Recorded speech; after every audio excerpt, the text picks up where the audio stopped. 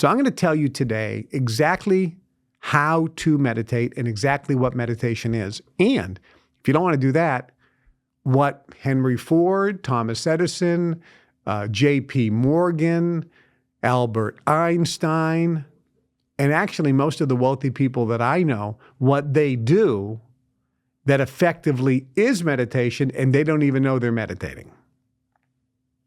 And it's giving them the same result. So first off, when should you meditate? The answer is anytime. Anytime. Is there an ideal? Yes.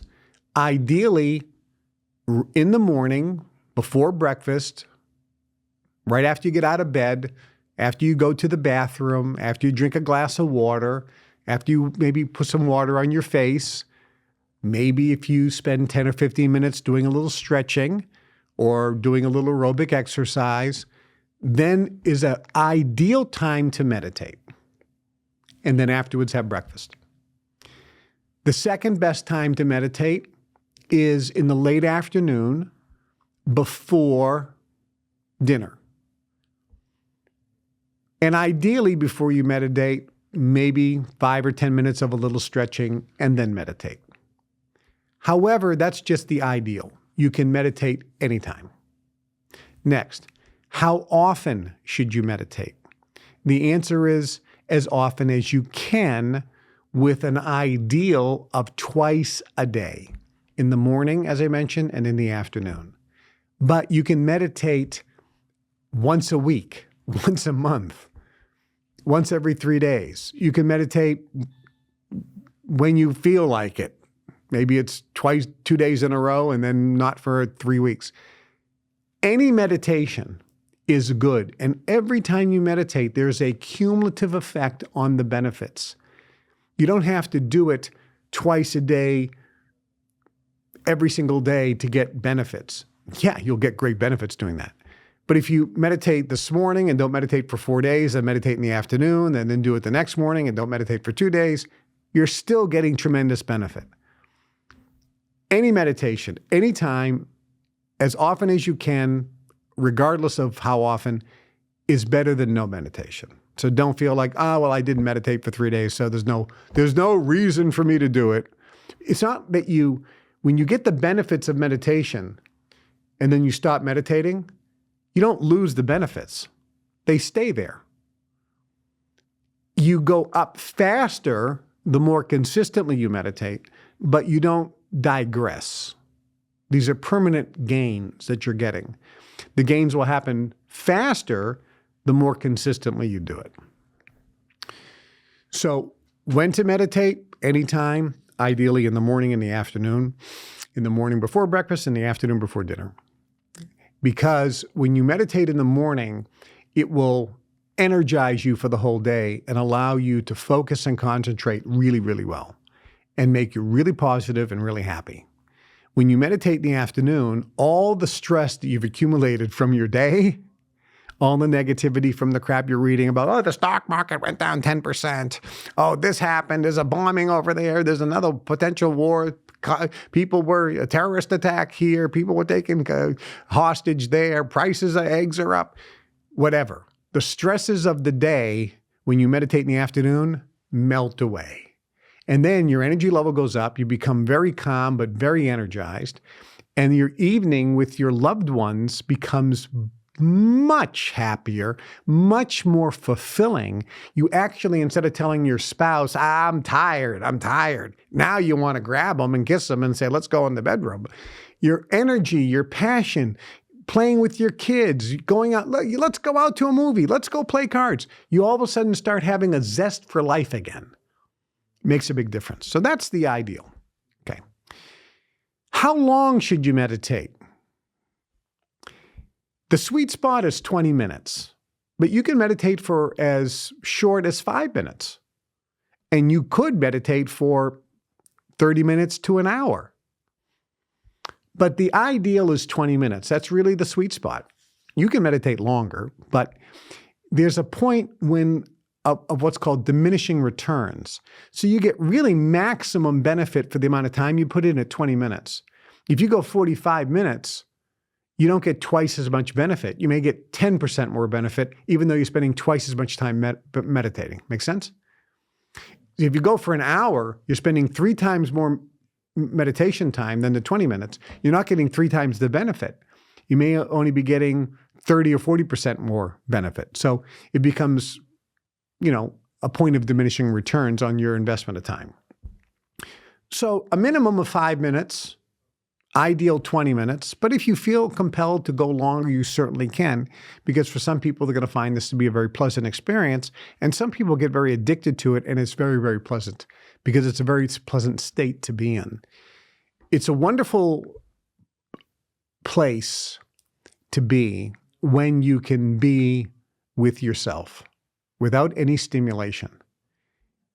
It blows my mind today. And it doesn't make me sad.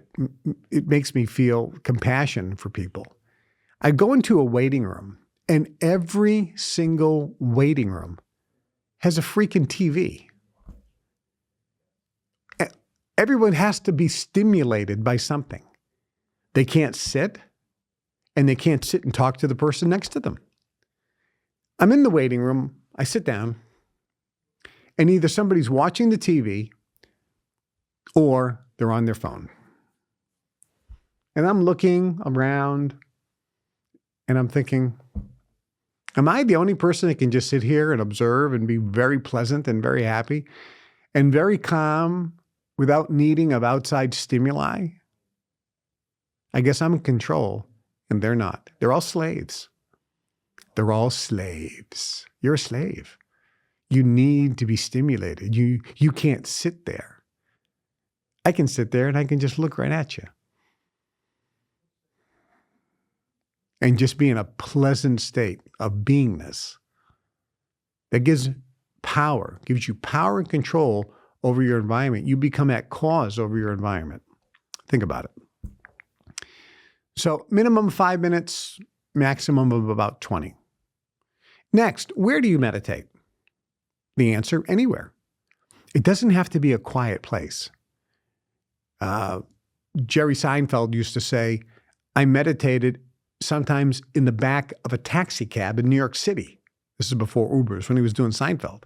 He'd be in the back of a taxi cab. There's horns beeping all over the place, and he'd be meditating. You don't have to be in a quiet place in order to get the effects of meditation.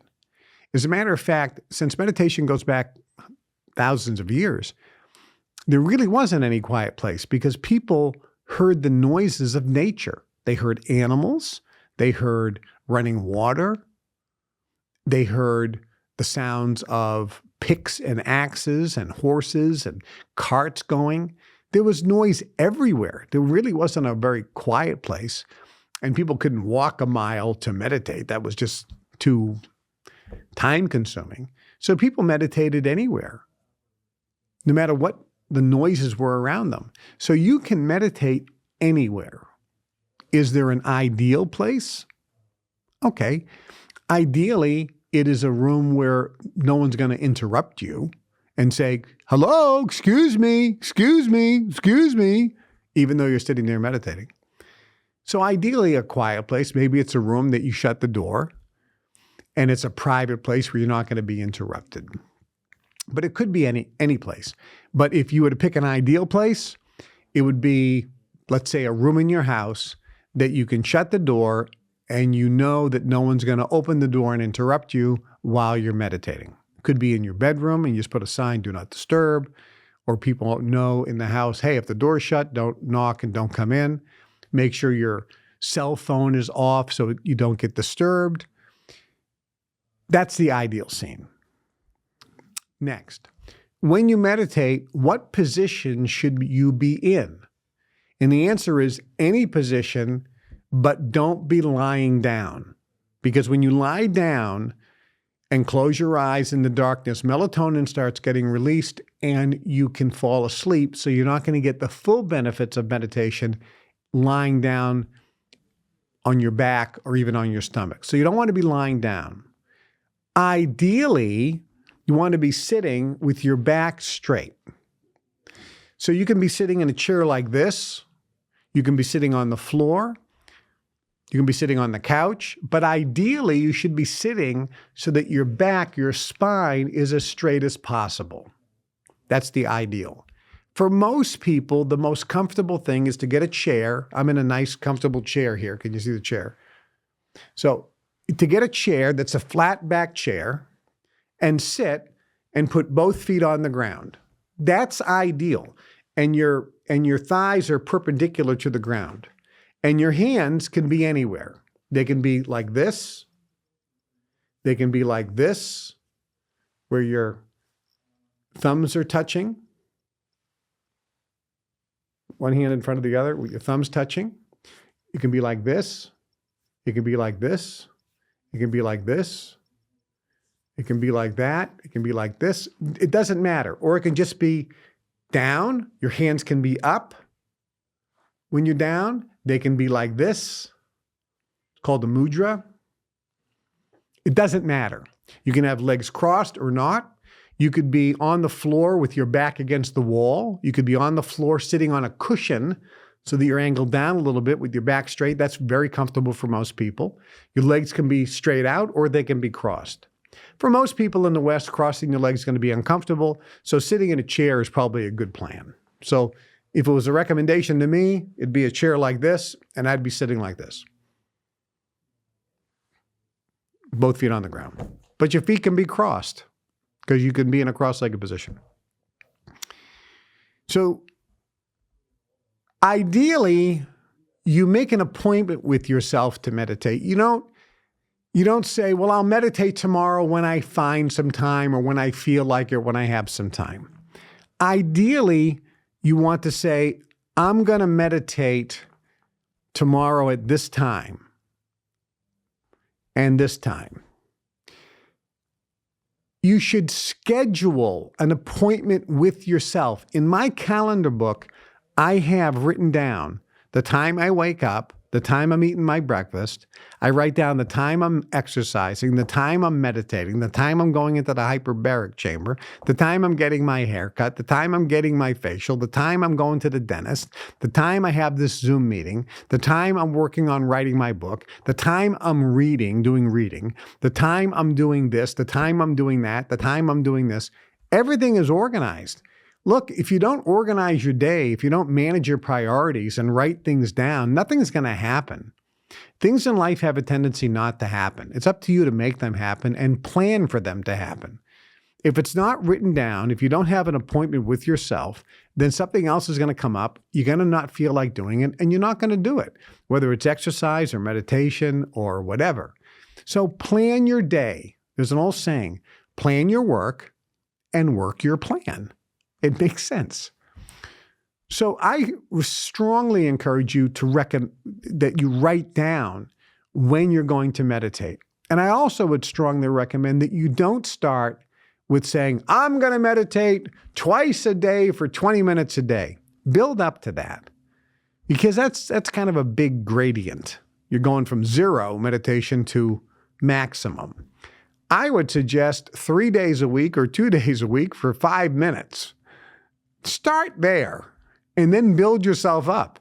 Oh man, 5 minutes is nothing. I'm going to go to 10 minutes twice a week. Okay, that's easy. Man, I'm going to go to 15 minutes twice a week. Oh, that's easy. I'm going to go 3 times a week and start working your way up. That's what I would suggest. That's how you start developing habits. That's how you engage in what's called the success cycle or the motivation cycle, where success builds confidence, confidence creates activity, activity creates habits, habits create success, and success builds more confidence, and you keep a momentum. It's called the momentum cycle. So that's how you do it. You don't eat an elephant all at once. You eat an elephant one bite at a time. So start slow. Thanks for watching. If you're ready to access the secrets and insider strategies that I learned that can change everything for you, subscribe to this YouTube channel. Every Wednesday at 9 o'clock Central, we upload a brand new and hopefully thought-provoking show. The mission? The goal? What's in it for you? Well, I want to give you the knowledge and know-how to break free and unlock limitless potential in every area of your life. If you have questions or comments, make sure you put them in the comments section. I read every single comment. Also, make sure you share these videos with friends or family members to help them create the life that they want. And be smart. Follow me on all social media platforms for new and different content that I put up every single day.